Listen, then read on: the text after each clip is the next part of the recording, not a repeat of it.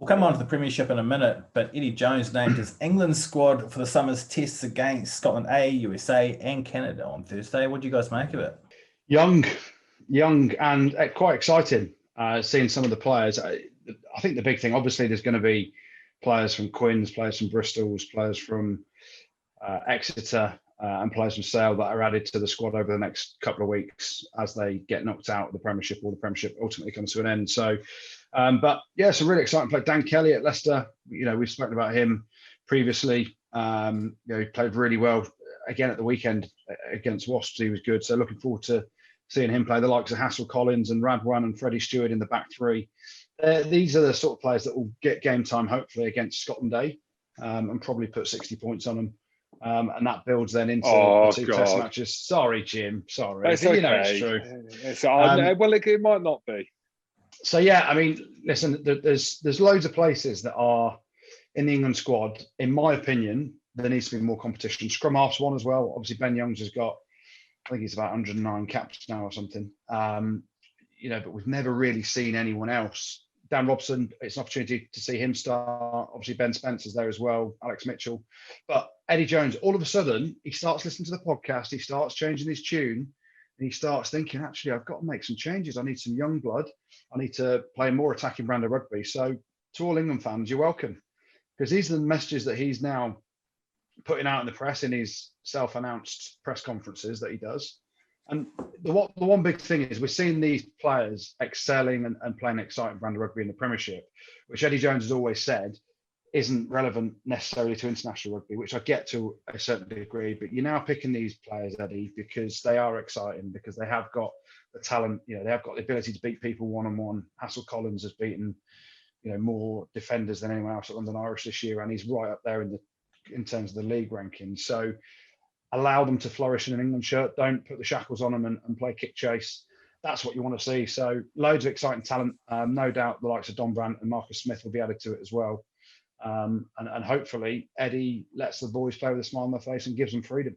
And Ireland have named their squad for the summer too now. Cooney misses out through injury along with Ross Byrne, and Sexton's been rested. So a chance for Carberry and Billy Burns to vie for that 10 spot.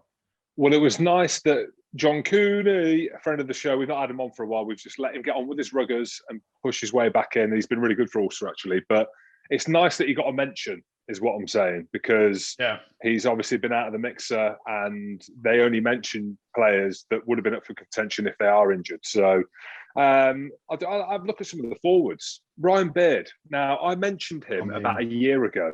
Oh, my try.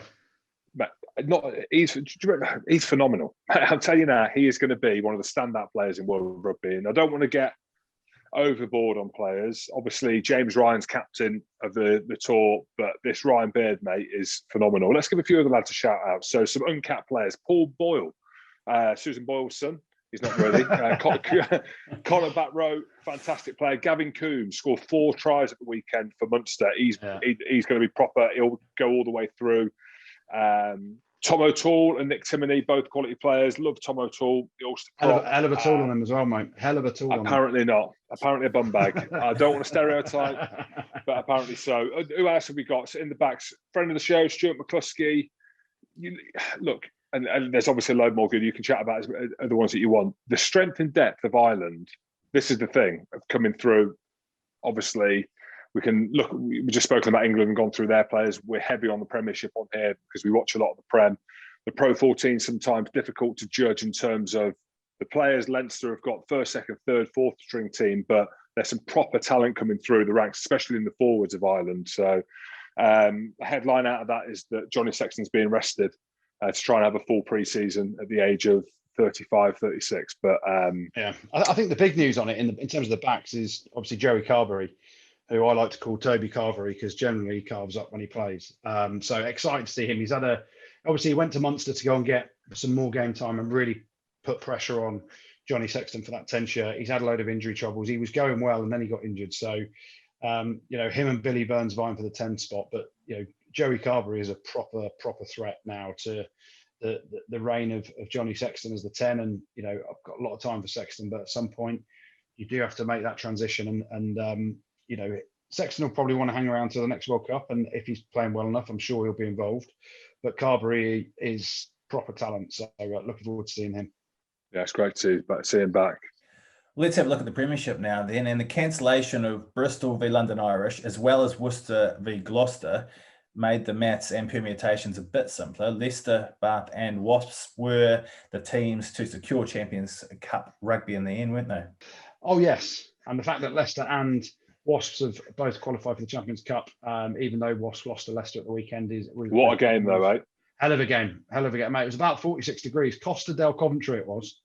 The pitch was looking stunning. The fans were back. As I said before the game, the Andy Goode suite was absolutely ramdingoed, but everyone was sat down with their masks on, following COVID rules. Eat out to take out to eat out, but don't eat out. Don't eat out. Now, 19th of July. Andrew, did anyone ask for me in the Andy Goode suite or not? They didn't, because Jim. I think when you think, right, and this sounds mental to even think about, I think I was in there the last time it was open. I think that was second last time. Oh, don't ruin second it. last time. Well, we did the Prem final last year, didn't we? We did the Prem final last year. You know what I mean? As in, like, when things were like, Smoking Joe's or Simone Joe's or whatever, like when life was life. Yeah, and it was that long ago that Sarries were in the Premiership and they got dusted by about 60 points. So it was good. It was good to be back up there. But I mean, hell of a game. And you look at, that's the first time Leicester have won at the Ricoh Arena since the very first game, 2015, which I played in and had an absolute mare.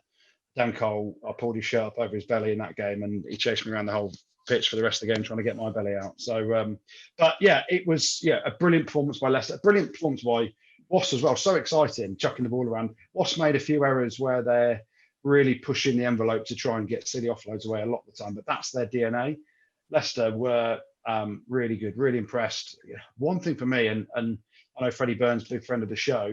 You're going to say the same as me. Carcassonne bloke who's going to Carcassonne. Can you believe it? Go on, you go. Yeah, Johnny McPhillips. Johnny McPhillips has played so well for Leicester this year, and he doesn't just play at 10; he plays at fullback. But I spoke to some very important people at Leicester, and they said it was just a numbers game around the salary cap. But he played really well at 10. Kelly was great in the centres. Matt Scott played very well. One of the tries that those boys scored was ridiculous. And Wasp played well as well. Jacob Umunga's try was, world class. Just getting the kick and then stepping a couple of boys and the argument. It was a great game of ruggers. And I think the fact that they knew the London Irish game had been cancelled and London Irish were only going to get 2 points, which meant Wasps only needed to get a bonus point of some description to qualify for the Champions Cup next year, meant they were going to go chase the 4 tries. That's in their DNA anyway, but it was a brilliant game. And, the next time we go to the Ricoh Arena, it won't be called the Ricoh Arena. As we said before, it'd be called the Coventry Building Society Arena. And what a game to finish the Ricoh Arena that was. Leicester, they've really come on strong under Bortas the second part of the season. Obviously, they had the gnarliness around the forward back, but they've married that up with a bit of detail in attack, and they're going to push on again next year. It was touch and go for a while for Bath, but they did what they had to do against Saints. Yeah, I tell you what I did enjoy was Austin Healy, triple, quadruple. I don't know if you've got 5 screens, what number that is, how you say it, 5th off screening. I did enjoy that, and I only watched the highlights from that game. Loads of tries, back and forth. Lucky for Bath. I don't want to be horrible. Lucky for Bath, to be fair, in the end. But Northampton played some great ruggers.